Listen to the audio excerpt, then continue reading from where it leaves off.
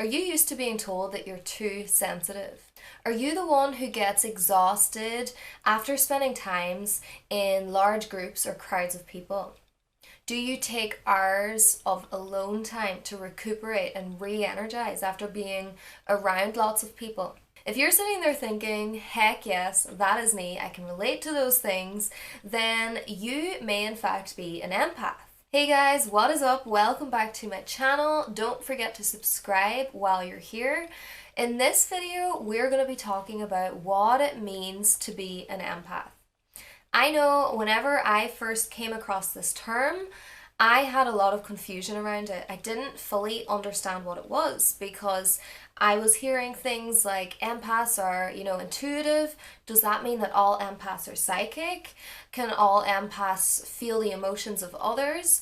And I could relate to some of the traits that I was hearing, but others I couldn't relate to at all. So I was a bit confused as to what actually classifies as an empath. So in this video, I am going to answer all of your questions and hopefully clear up any confusion that you have around what it means to be an empath. And I'm even going to add in some scientific explanations for those of you that think this whole topic might be a bit woo-woo. I will add some scientific studies, some scientific explanations behind what could be the reasons that 20% of the population fall under this bracket of being an empath. So without further ado, let's get into it. As I just mentioned, empaths actually make up 20% of the population, and that's quite a lot of people. So we have quite a lot of empaths out there who are what we would describe as unempowered empaths. And an unempowered empath is somebody who doesn't either realize that they're an empath, they become a victim to their sensitivities, and they're not using their gift, as I like to refer it to. To me, it's a gift. They're not using their gift in a way that is empowering, in a way where they understand their sensitivities and they use them as a strength instead of allowing them to become overwhelmed by these sensitivities. So unempowered empaths will often try to numb their sensitivities, whether this is through their eating habits, whether it's through alcohol, whether it's through addiction. Unempowered empaths can become very, very overwhelmed. Now, on the other hand, an empowered empath is an empath who is informed, an empath who, just like any of us, understands themselves, who knows their sensitivities, but also knows how to keep them under control, how to tune in to those feelings, how to differentiate between somebody else's feelings and their own feelings, how to identify where their energetic boundaries are, how to shield and protect their energy.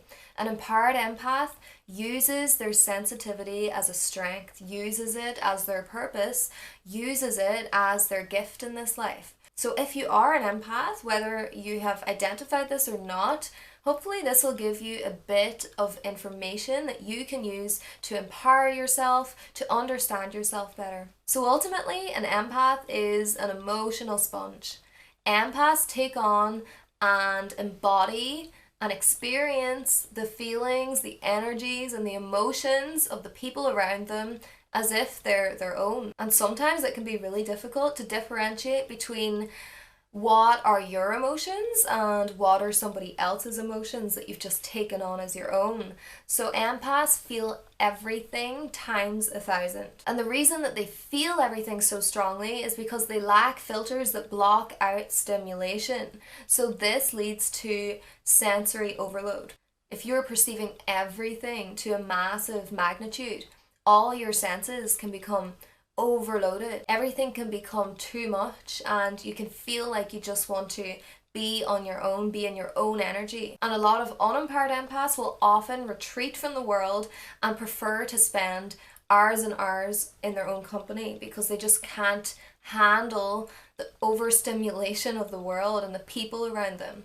Now, if you guys have heard of a highly sensitive person or the highly sensitive personality, highly sensitive people, they also have really, really heightened senses. So they also are prone to overstimulation. But what makes an empath different from an HSP, as we call them, An empath has all those same characteristic traits as an HSP. They have the sensitivity, but an empath takes it to the next level because empaths can tune into really, really subtle energies that in Eastern healing traditions are known as Shakti or Prana. So empaths tune into these subtle energies, and these energies actually can communicate information. That's why a lot of empaths are psychic or really intuitive. So most empaths tend to be introverted, but there are extroverted empaths. So you can be either or and still be classified as an empath. The reason why the majority of empaths are introverted is because empaths do take on, so much of the external world that they just enjoy spending time alone to kind of recharge their energy, to cleanse their energy field before putting themselves out there again. Now, another big question that is often asked is, are empaths born or are they developed? And from what I've read, empaths can either be born or they can be developed. So an empath can either be born with these sensitivities, and these sensitivities tend to just develop more and more as they get older, or they can learn these sensitivities. And that would usually be the case for people who experience trauma at a young age, or the people who had a lack of love in childhood, okay? They develop this hypersensitivity, and that can often develop into this empath trait. And whether born or developed, these people typically haven't learned how to defend themselves against stress in the way that other people may have. Okay guys, now we're going to talk about the different types of empaths. This is where a lot of people often get confused, and hopefully this will clear up a lot of that confusion. There are so many different brackets that an empath can fall under, and there are many traits, okay, and there are many different types of empaths, but not every empath has each of these traits. So you can have one or two of them, you can have just one of them, or you might experience all of them. Either way, you don't need to experience all of these to be classified as an empath. If you can relate to one and you have the sensitivities of an empath and you match the other traits of an empath, then you are probably an empath. So let's go through the different types of empaths. First of all, we have the physical empath. The physical empath will take on and embody as their own the physical experiences of the people around them. So if somebody nearby has a severe headache, the empath will start to feel that headache in their own head as if they have embodied the same pain as the person who is near them. So quite often, if you walk into a room of people and you were feeling fine a minute ago and suddenly you start getting like an ache in your knee or you start getting sharp pain somewhere, don't be surprised if somebody in that room is experiencing those symptoms and you're just taking them on as your own. Next up, we have emotional empaths. Emotional empaths, as you may have guessed already, take on the emotions of the people around them. If you walk into a room and you're an emotional empath, your mood, your emotions will be all over the place. Often, emotional empaths find it really difficult to maintain a stable mood. So I can say for myself, because I'm an emotional empath, whenever I spend a lot of time around different people, I find my mood going from super happy to super depressed to super anxious to super content. I find it really difficult to maintain like just a stable mood throughout the day. So it's really important, if you are an emotional empath, to establish whose emotions you're actually taking on. And if you are taking on people's emotions, to find a way to cleanse your energy field and let go of those emotions. Next, we have the intuitive empath. Now, the intuitive empath has many, many, many different branches of different types of intuitive empaths that you could fall under. So we're going to go through these different types. But first off, an intuitive empath is somebody who picks up information through the energy that they're tuning into. So under intuitive empaths, first of all, we have the telepathic empath. The telepathic empath picks up on information in the present moment. So they receive information from a person, or just pops into their head telepathically. They pick up information about something in the present moment. And next to that, we have the precognitive empath. And the precognitive empath is similarly able to pick up information about something that's going to happen, but the only difference is they're picking up information about something that's going to actually happen in the future. Third up, we have the Dream Empath. And as you may have guessed, the Dream Empath picks up information about things that have happened, things that are going to happen, or things that are happening through their dreams. So if you're somebody who has really, really vivid dreams at night and you feel like you are an empath, you should start writing down your dreams, because you'll be shocked at how many messages, how many premonitions actually show up in your dreams, because that is just the easiest way that you receive that higher communication. So next up, under Intuitive Empaths, we have the Mediumship Empath. And the Mediumship Empath can receive and tune into information from people who have crossed over, people on the other side. So once again, they're using that energetic communication, but they're communicating with spirits, so similar but different. Next up, we have the Plant Empath. Plant empaths are able to tune in to the needs and the energy and the mood of plants. I'm definitely not a plant empath, because every time I get a plant, it just seems to not last more than a few weeks. So plant empaths can tell when a plant is happy, when it needs more sunlight, when it needs less sunlight, when it needs watered. Basically, they just know how to look after plants, okay? Next up, we have the Animal Empath. Once again, Animal Empath can tune into the needs of animals, the mood of animals. They can tune into when an animal might be sick, when an animal needs a change in their feeding schedule, or when an animal's not happy, or when they are happy. So an animal empath is really, really good with animals. And usually these types of people tend to become veterinarians or work in animal shelters. They love spending time with animals, and animals just seem to be drawn to them. Last but not least, we have the Earth Empath. An Earth Empath can pick up on changes in the weather. An Earth Empath can pick up on natural disasters that are going to happen. They might have premonitions about natural disasters that are going to take place. An Earth Empath can tune in to changes that are happening in the solar system. So once again, very attuned to the changes in the planet as a collective. So I think we've covered all the types of empaths. So if you didn't have clarity before, hopefully now you're starting to understand how broad of a spectrum and how many different traits that fall under this term, or this characteristic trait of being an empath. Okay guys, and I did mention that I'm going to finish this video with some scientific explanations for those of you that still find this all a bit woo-woo.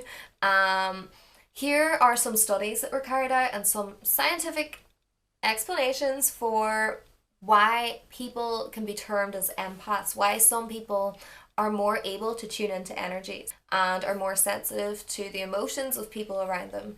So I do have a few points written out here, and I'm just going to refer to my book because I'm not going to lie, I don't know these off by heart. I'm definitely not the most scientifically minded person, so yeah, I'm not going to pretend to know this stuff off by heart.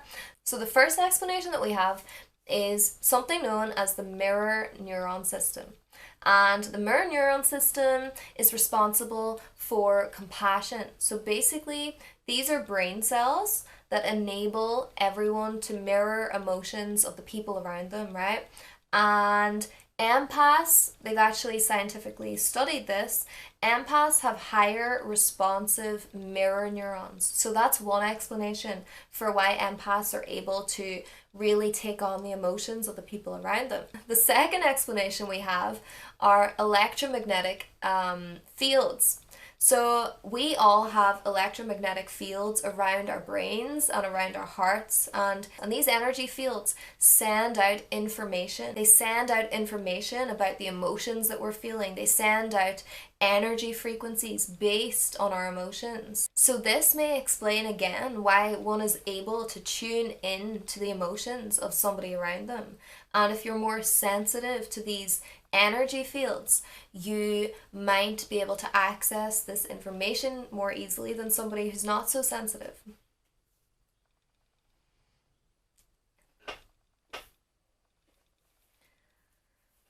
Another study, another explanation, and this is one just to kind of think about, something known as emotional contagion. So, for example, to explain this, if you have one baby in a maternity ward starts crying, this tends to send a ripple effect of babies crying until all the babies in the ward are crying. So again, this shows that we as human beings take on and are affected by the emotions of people in the same room as us. So yeah, they've seen this happen time and time again. So that is an interesting one. Another study carried out on introverted empaths showed that introverted empaths actually have increased dopamine sensitivity. So dopamine is a neurotransmitter that increases activity of neurons and is associated with pleasure, and introverted empaths have a higher sensitivity to and introverted empaths have a higher sensitivity to dopamine, and that would explain why introverted empaths are more susceptible to spending time on their own. They don't need as much stimulation to produce as much dopamine because they're so sensitive to dopamine. They don't need to go out and socialize as much to get that stimulation, to get that dopamine rush. So that would be an explanation for why introverted empaths, spend so much time in their own presence, and they don't like being in large crowds for too long. So the last explanation that we have is something called mirror touch synesthesia.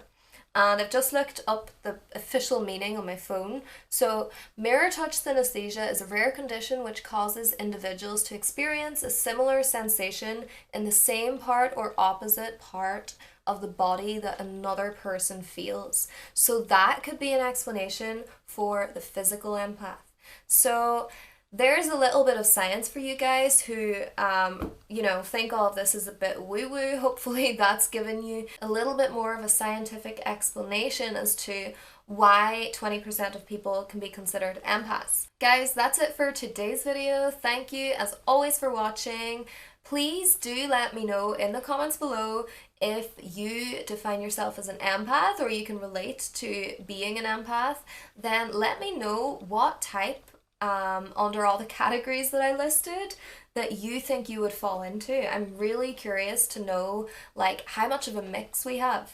So let me know down below. Don't forget to give this video a thumbs up. It really helps to support me. And of course, if you haven't yet subscribed, go ahead and do so. I hope you have a blessed day, and I'll see you in my next video.